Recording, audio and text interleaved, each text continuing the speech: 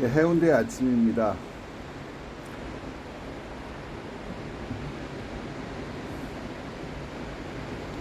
어제 남긴 동영상이 있는데 그게 이제 어떤 그 진화를 이렇게 이루어내면서 인간이 이성이 나왔고, 그 이성이란 것은 물리적 경험과 분리된 그런 사실도 진리로 받아들일 수 있는 그런 힘이라고 얘기했고, 바로 그런 것을 통해서 이 우주의 실상과 실체에 점점 다가가는 그런 형태로 발전해 나가는 것이 진화의 본질 아니겠느냐. 그러니까 자기가 인식해서 구성하는 세계, 우주와 실제로서의 우주가 일치되는 점으로 나아가는 것이 진화의 방향이고, 그렇게 가다 보면 언젠가는 완전히 인식이 바로 그대로 실제와 일치하는 그런 지점까지 도달할 수도 있을 것 같다라는 그런 말씀을 드렸는데, 그 얘기를 하면서 제가 또 강조하고 싶은 거는, 그때도 말씀을 드렸지만,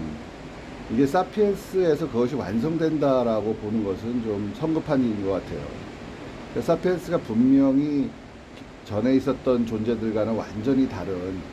그러한 아주 특별한 존재이라는 거, 그러니까 이성이라는 것을 통해서 실제와 자기가 느끼는 경험하고도 배치되는, 그것을 실제로 받아들일 수 있는 능력을 갖추는 것 전하는 점에서는 특별하지만은, 그렇다고 해서 이 사피엔스 단계에서 모든 게 완성이 돼서 그야말로 어떤 이 우주의 실체를 다 파악하는 일종의 전지한 그런 존재가 된다고 성급히 달려나가는 결론은 위험할 수 있다. 어디까지나 사피엔스는 어떤 도정상의 존재일 뿐이고, 어쩌면 그러한 존재로 가는 징검다리에 불과할 수가 있죠. 왜냐하면 사피엔스란 거는 어쨌든 이런 물리적인 생물학적 한계가 있고 모병사가 있고 그러한 존재이기 때문에, 이런 것까지 극복할 수 있는 어떤 궁극의 존재하고는 근본적으로 다릅니다. 그리고 비록 이성을 통해서 실제를 좀 더 정확히 파악할 수는 있지만은, 그렇다고 해서 이 실제 그 자체에 다가갈 수 있을 정도의 그 정도의 어떤 수준까지 올라가기에는 우리가 갖고 있는 어떤 근본적인 한계들은 있다, 분명히. 그걸 알아야 된다라는 생각이 들어요. 왜 또 이 말씀을 또 굳이 다시 말씀을 드리게 됐냐면, 이것을 그러니까 물론 그럴 수는 있죠. 이제 근대가 시작되면서 계몽주의가 주류가 되고, 그 다음에 과학과 기술이 갑자기 폭발적으로 발달하게 되니까 사람들에게는 어떻게 보면 그동안 한계라고 느껴왔던 것들이 다 사라지고, 뭐 쉽게 말해서 인간 존재를 짓누르고 있던 유리천정이 없어진 거, 유리천정을 인간이 뚫고 나간 것 같은 느낌을 받았을 수 있어요. 그래서 그런 것들이 계속 끝없는 진보, 무한한 진보에 대한 확신으로 이어질 수 있었을 것이고, 그러다 보니까 자연스럽게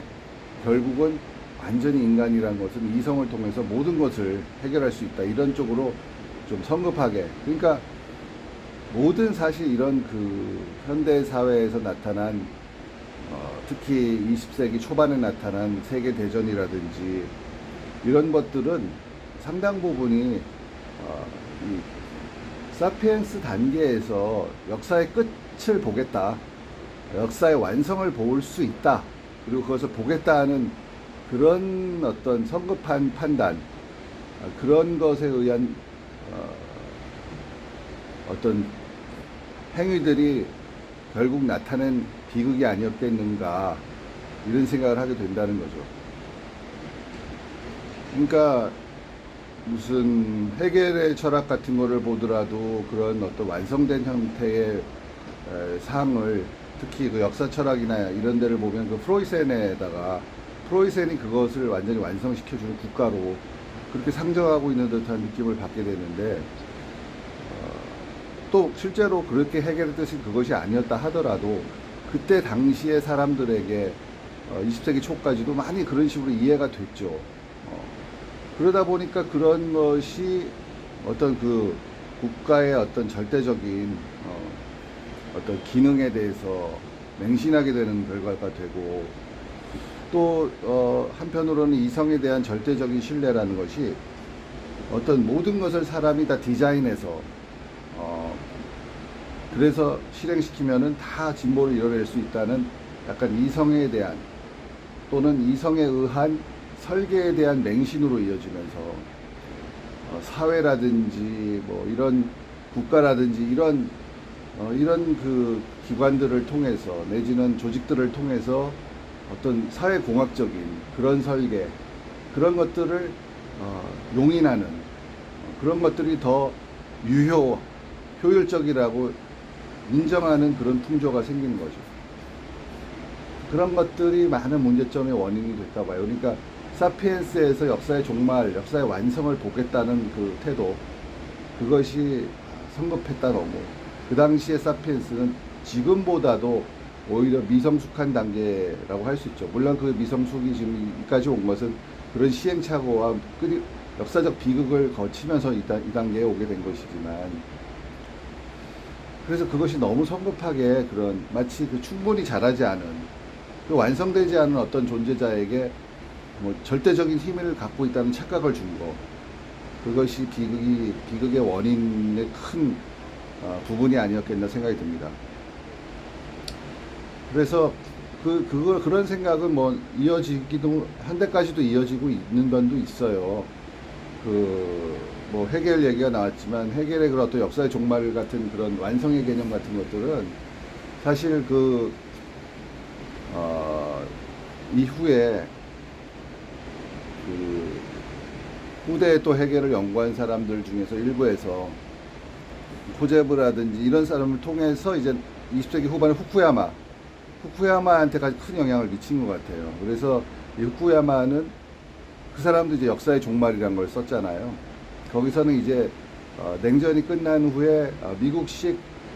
체제, 그러니까 자유시장 경제와 자유민주주의가 결합된 이 사회체제가 어떤 완성된 사회체제, 마치 헤겔이 프로이센을 완성된 국가라고 봤던 것처럼 그런 식으로 보게 되는, 그런 것하고도 맥이 닿게 되는, 그렇게 연결이 되는데, 사실 그런 것들의 어떤 뭐 의미가 전혀 없는 건 아니겠지만, 그것이 아까도 말씀드린 대로 인간에게 너무 자만심을 키워준다. 그것이 또 인간이 이성에 따라서 나름 설계했다고 하는 것들대로 하면 다 좋아질 것이라는 맹신으로 이어지면 아주 위험한 결과가 초래될 수 있다는 점, 그것은 항상 우리가 또 염두에 둬야 될 부분이 아니겠냐. 그것이 20세기 비극을 통해 얻은 교훈이죠. 사실 이런 어떤 급한 완성으로 달려가는 기운이랄까, 또는 이성에 대해서 굉장히 신뢰하는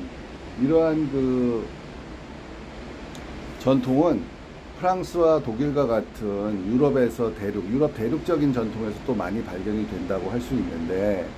바로 그런 곳에서 그 비극의 또 주무대가 되지 않았습니까? 1차 대전, 2차 대전 주무대가 바로 그런 유럽 대륙에서 이루어진 가장 큰 줄기라고 할 수 있죠. 그래서 그런 것들에 대한 반성이 20세기 중후반에 계속 이어지고, 그런 것들이 이제 결국은 철학에서는 해체주의라든지 실존주의라든지 이런 것으로 나타나면서 그런 어떤 절대적인 체계를 구축하는, 완성의 체계를 구축하는 철학에 대한 해체로 결국 이어진다. 그런 것들이 결국 이 성숙화되는 그런 어떤 겸손해진다랄까요? 그런 과정의 하나의 나타난 자연스럽다고도 할 수 있는 그런 현상이자 흐름이 아니었느냐, 이런 생각이 들고, 상대적으로 조금 그런 면에서는 그런 쪽으로 이성에 대해서는 절대적인 신뢰를 하는 쪽하고는 조금 거리가 있었던 것은 이제 영미 쪽의 흐름이라고 보는데요. 그것은 일찍이부터 보면 프랑스 혁명에 대해서도 그것의 급진적인 성향에 대해서 오히려 부작용을 지적했던 프랑스 혁명에 대한 보차를 썼던 에드먼드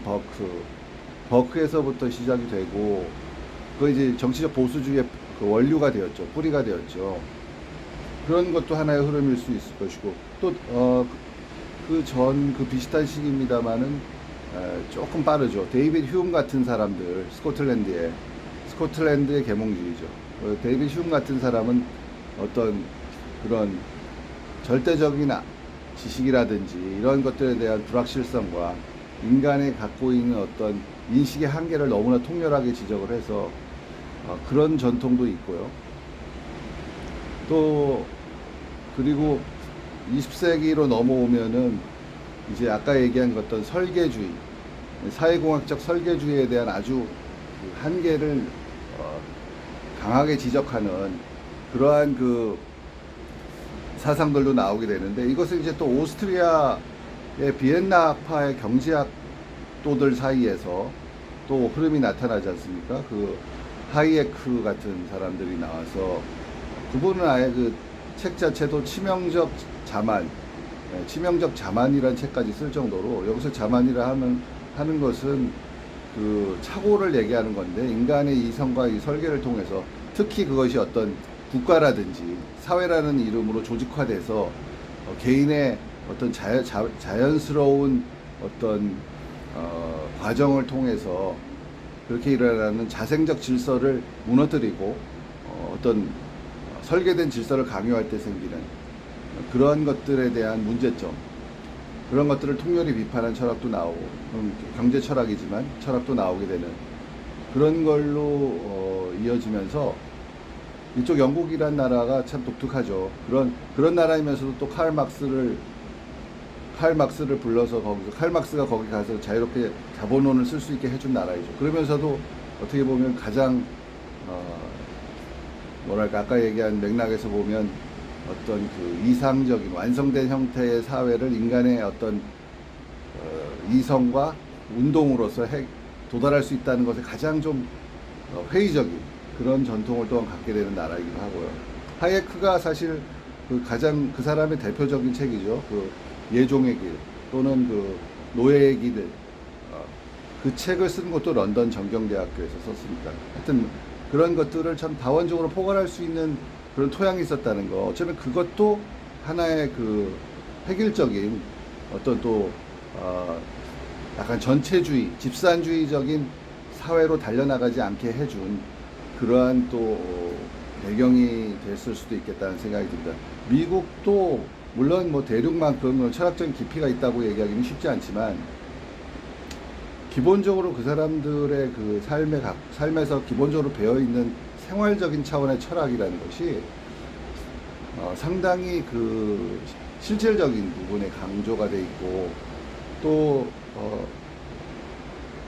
어떻게 보면 그 평가받기를 미국의 그 정신적인 내지는 사상 철학적인 독립선언서라고 평가를 받았던 사상이 그 랄프 와일도 에머슨의 철학이잖아요.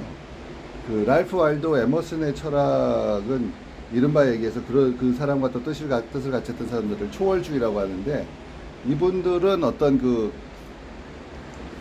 문명이라고 하는 어떤 인위적으로 형성된 구성되어져 있는 이런 사회 체제의 어떤 그것에 대해 속박되지 않는 자연으로 돌아가서 그 자기의 내면 속에서 진실을 발견하는, 자기 스스로 자기의 의미와 삶을 무엇이 되던 발견해서 스스로를 자기를 정의하는 그러한 삶의 높은 가치를 두었죠. 그래서 그 부류에 계신 분 중에 왜 헨리 데이빗 소로우 같은 분들은 그 펜실베니아, 매사추세츠주죠. 매사추세츠주의 그 호수, 월든 호수에 가서 2년을 자기가 집을 짓고 거기서 자기가 직접 노동을 하면서 문명과 떨어진 생활을 하면서 많은 자연과의 그 또 영적인 차원까지 올라갈 수 있는 그 접촉을 통해서 자기의 그 느낀 바를 그 유명한 그 에세이집, 그 월든이라는 에세이집으로 남겼잖아요. 그런 것처럼 그 미국인들이 갖고 있는 것 중에는 상당히 어떤 스스로의 의미와 삶의 어떤 그 길은 스스로 결정해야 된다. 어떤 그 이미 존재하고 있는 밖에 있는 어떤 문명적인, 그래서 거기서 구성된 어떤 그 종합적으로 구성되어 있는 이 사회 속에서, 그 속에서 그것을 따라가는 것보다는 스스로의 길을 찾아야 된다는 의식이 상당히 미국 사람들 속에는 많이 있어요. 그래서 미국은 흔히 얘기하는 자유시장 경제 또는 자본주의의 본령이고 가장 그런 물질적인 문명이 발달한 곳이라고 얘기를 하고, 실제로 미국에 가보면 그런 부분이 분명히 있고, 특히 그 대도시 뉴욕이나 이런 곳에 가면 그런 것에 원리에 의해서 그 사회가 돌아간다는 느낌을 많이 받게 해주는 곳도 있지만은, 또 미국의 그 중서부라든지 이런 그런 곳에 가면은 거기 계신 분들은 상당히 그 물질적인 것에 큰 가치를 두지 않는 삶을 살고 계신 분들이 많아요. 어떻게 보면 우리가 뭐 우리도 안 그런 분들이 많지만 우리의 그 우리 세태가 더 돈돈하는 거 아닌가 하는 느낌이 들 정도로 미국에 계신 분들 중에는 어떤 비물질적인 부분에서 삶의 의미를 찾고, 또 어떤 그 물질적인 성취를 그렇게 강하게 추진하는 것보다는 자기 나름대로의 어떤 가치를 찾고자 하는 그런 삶을 뭐 어떤 분들의 경우에는 정말 사회와 좀 동떨어진 어떤 혼자만의 어떤 자연 속에서의 그 거처에서 살아가고 있는 분들도 많고, 또 그렇게까지 극단적으로는 안 가더라도 그런 식의 어떤 비물질적인 가치를 추구하는 삶을 사는 분들을 쉽게 만날 수가 있거든요. 그런 면에서 보면 영국, 미국도 문제가 있지만 이 영미 쪽은 확실히 어떤 그 개인의 어떤 자기 스스로의 어떤 가치를 중요시 생각하는 그런 부분, 좀 자립적인 부분을 강조하는 부분이 있는 거는 있는 것 같고, 그것이 어떤 그들의 특유한 그 역사적 전통에 의해서 역사적 조건에 의해서 형성이 됐겠지만요. 네, 그런 부분들이 그쪽 사람들을 하여금 어떤 성급한 완성으로 인간이, 사피엔스가 이성을 가지고 모든 것을 해결할 수 있다는 그런 식의 어떤 일종의 자만심이라고 할 수 있는, 한계를 스스로 모르는 것에 대한 것, 그러한 태도에 대해 경종을 울리고 겸허한, 그것이 뭐 대상이 자연이 되던 혹은 뭐 어떤 그 넘어서는 존재자가 되던, 그 앞에서 인간 사피엔스는 겸허한 자세를 가져야 되고, 매일매일을 자기가 자연 속에서 자기 스스로의 실천을 통해서 자신의 가치를 조금씩 찾아가고 발휘해야 한다는 그런 생각으로 이어져서 지게 되지 않았나, 이런 생각이 들어서, 아무튼 이 사피엔스 단계에서 모든 것의 완성을 볼 수 있다는 그런 그런 생각은 맹신에 가깝고, 물론 그렇게 되면 좋겠다는 희망을 가질 수 있겠지만, 그것에 맹신해서 실제로 사회적으로나 이러한 어떤 그런 설계와 이런 유토피아를 실현시키려고 하는, 마치 지상의 천국이 금방 달성이 될 수 있는 양, 그렇게 성급하게 몰아가는 것이 얼마나 많은 폭력을 낳고 또 20세기의 피바다를 만들었는지는 역사가 증명하고 있다고 생각이 듭니다. 그래서 그런 겸손함을 항상 갖고 이제 좀 더 성숙해진, 그 과정을 통해 성숙해진 사피엔스는 이제 더 그것을 전제로 하고, 그 과거의 아픔의 기억까지도 다 마음속에, 의식 속에 다 간직하면서 계속 잘 조종된, 잘 관리된 이성의 힘을 이용해서, 그렇지만은 앞으로 계속 나아가려고 하는 그러한 의지를 잃지 말고 나아가는 것이 그것이 길이고, 이 우리 사피엔스에서 완성을 보려고 하지 말고 그런 것을 꼭 최종 목표로 잡을 필요는 없고, 끊임없이 하루하루 매일매일 또 매해 조금씩 앞으로 나아가는 그런 자세를 견지하는 것이 바람직하지 않겠나. 뭐 당연한 말씀이고, 우리가 모두 다 이미 현대에 지금 이 시대를 살고 있는 사람들은 다 그런 생각을 기본적으로 다 이제 깔게 됐지만, 제가 굳이 다시 말씀을 드린 거는 그런 생각을 하게 된 역사적인 과정이 이렇게 흘러왔다는 것을 한번 다시 생각을 해봤고요. 이제 앞으로 그렇지만 그런 과정을 통해서 좀 더 성숙된 사피엔스는 그 갈 길을 계속 가야 된다 하는 그러한 생각도 다시 한번 하게 됩니다. 그래서 어제 여기서 드렸던 말씀에 덧붙이는 차원에서 오늘의 그 동영상을 다시 한번 이 멋진 해운대 여기서 다시 한번 기록하게 되었습니다. 멋진 해운대를 보시면서 동영상을 이제 마무리하겠습니다.